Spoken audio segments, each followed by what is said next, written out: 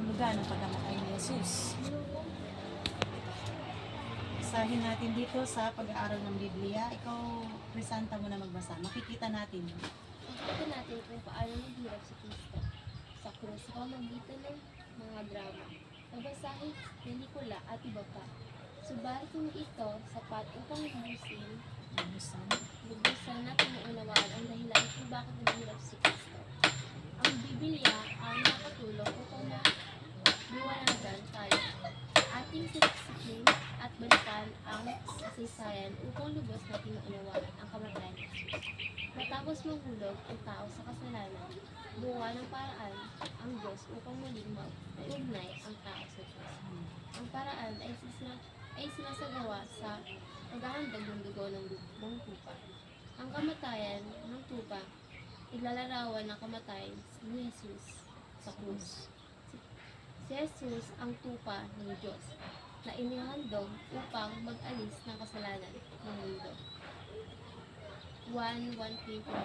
Ang paghahandog ng sa lumang tipan ay ginagawa ng paulit-ulit, ngunit ang paghahandog ni Kristo sa kanyang sarili minsan lamang at hindi na kailangang ulitin. Amen. Napakalinaw po, no? Sabi nga, makikita daw natin sa drama, sa telebisyon, di ba, yung pinako si Lord sa krus, di po ba? Nakapanood ka na, no, Crisanta? Yung Passion of the Christ ba yun? Nakita natin, pinako siya sa krus. Tapos makikita din daw sa mga babasahin, sa mga drama, pelikula. Subalit, pero ang Biblia ang makakatulong upang maliwanagan tayo. Diba? Sa Bible natin, mas maiintindihan kung bakit nangyari sa ating Panginoon to. Sabi nga, nung sa lumang tipan, ang mga tupa, yung dugo nun, yun yung maglilinis sa kasalanan mo sa unang panahon. Pero ngayon, sa kasalanan natin, ang binigay ng Diyos, walang iba kundi ang ating Panginoong Hesus sa pamamagitan ng kanyang dugo. Yun yung magtutubos ng ating kasalanan. Sabi nga dito, ang paghahandog sa lumang tipan ay ginawa ng paulit-ulit.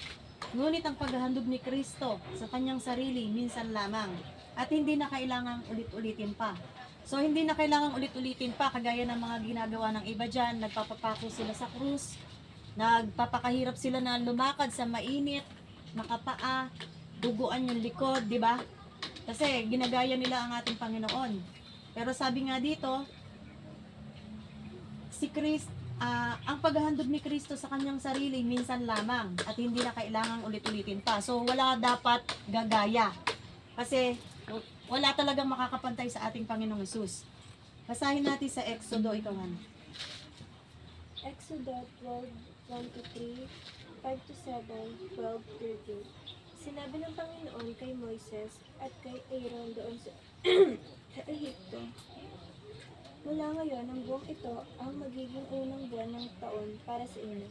Ipaalam ninyo sa buong komunidad ng Israel na sa ikasampung araw ng buwang ito, ang bawat pamilya naghanda ng isang tupa o kambing. Kailangan piliin ninyo ang lalaking kambing o tupa na 1 taon pa lamang at walang kapintasan. Aalagaan ninyo ito hanggang sa gabi ng ika-14 na araw ng buwan. Sa gabing iyon, kakatayin ng buong komunidad ng Israel ang mga naturang hayop. Pagkatapos, kunin ninyo ang dugo nito at ipahid sa hamba ng pinto ng mga bahay na kakainan ninyo ng mga tupa. Sa gabing iyon, dadaan na ako sa Ehipto at papatayin ko ang lahat ng panganay na mga lalaki ng mga taga-Ehipto.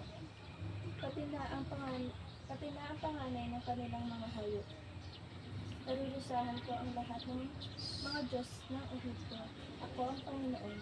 Ang dugong ipahid ninyo sa hamba ng inyong mga pintuan ang magiging tanda kung saan ang bahay na iyong tinitirhan.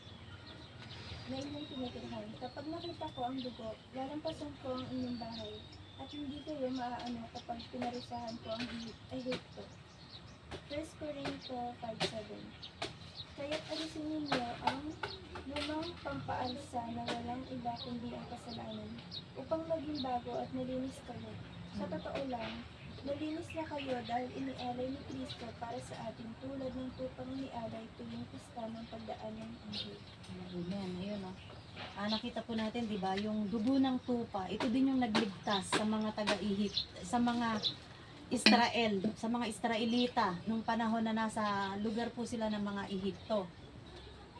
Kasi meron dyan na papatayin lahat ng mga panganay ng mga Egyptian, ng mga Ehipto. Ngayon, maliligtas sa mga taga-Israelita dahil sa dugo ng mga tupa na to. Nasabi, di ba, yung mga tupa na yon walang kapintasan. Walang kapintasan yung inalay. Kagaya ng ating Panginoong Hesus, wala siyang kapintasan, perfect.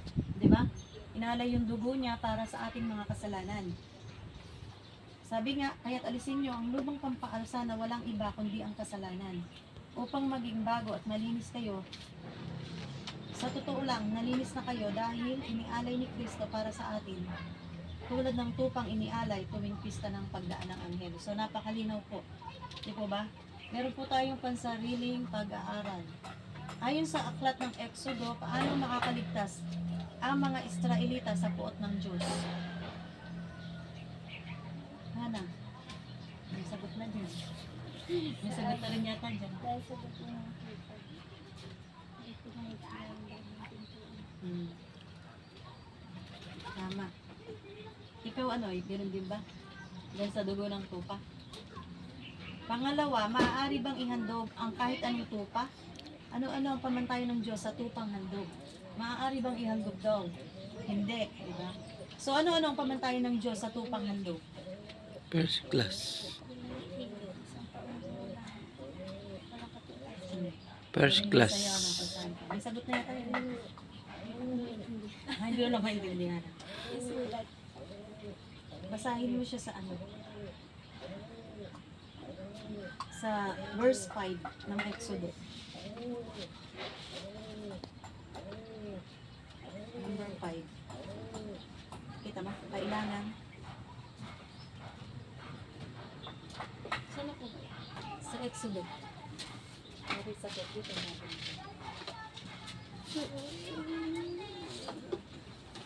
Ano daw yung ano? Ano-ano ang mga pamantayan ng Diyos upang pamantayan ng Diyos sa tupang handog? Number 5, kailangan piliin nyo ang lalaking kambing o tupa na 1 taon pa lamang at walang kapintasan. Kita mo na? Yun. Sino si Jesus ayon sa unang Korinto 5:7? Hana. Si Kristo ay sa mga Amen. Sa pamagitan ng dugo na ipinahid ng mga Israelita sa pintuan ng kanilang mga bahay, hindi sila nasama sa salot ng Diyos na para sa mga taga-Ehipto. Ano ang pagkakatulad ng pangyayaring ito sa kamatayan ni Jesus? Ano daw ang pagkakatulad nito? Ikaw. Parehas, yung kay Kristo, iba yung dugo din niya yung pinagdala sa atin ngayon. Yung sa, ano naman, din sa story na to, dugo din. Ang tupa naman. So ano nangyari sa atin? Nagkaroon tayo ng ayun, ganun din. Nagkaroon tayo ng kaligtasan. Kung ang dugo ng tupa na ipinahid sa pintuan ng mga bahay ng mga Israelita, ang siyang nagligtas sa kanila sa puot ng Diyos, paano tayo maliligtas sa kasalukuyang panahon? Kay Jesus. Paano daw tayo maliligtas sa kasalukuyang panahon? Mga bata. Sa pamagitan ni Jesus Christ. Ano? Pagtanggap, pananampalataya sa Kanya, di ba? Amen. Yun po ang katotohanan. Pagsunod. Kasi tinanggap nga natin siya, pinanampalatayanan nga natin siya. Hindi naman natin siya sinusunod, di ba? Sabi nga, kailangan may pananampalataya tayo, samahan natin ng gawa. Para yung tinatawag na eternal life, talaga pong matatanggap natin, di po ba? So, maliwanag po ba ang ating pinag-aralan?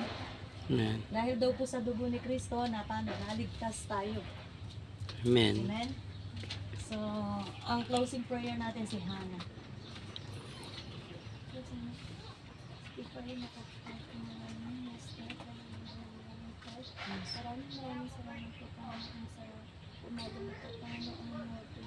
Lahat ng aming pinag-aralan at umilis sa aming mga po sa Yes. Panginoon.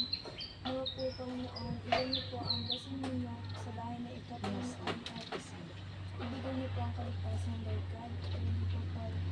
niyo po kami sa aming pag-asa at sa pagkakalaman in Jesus' name. Amen. Amen. Thank you. God bless you.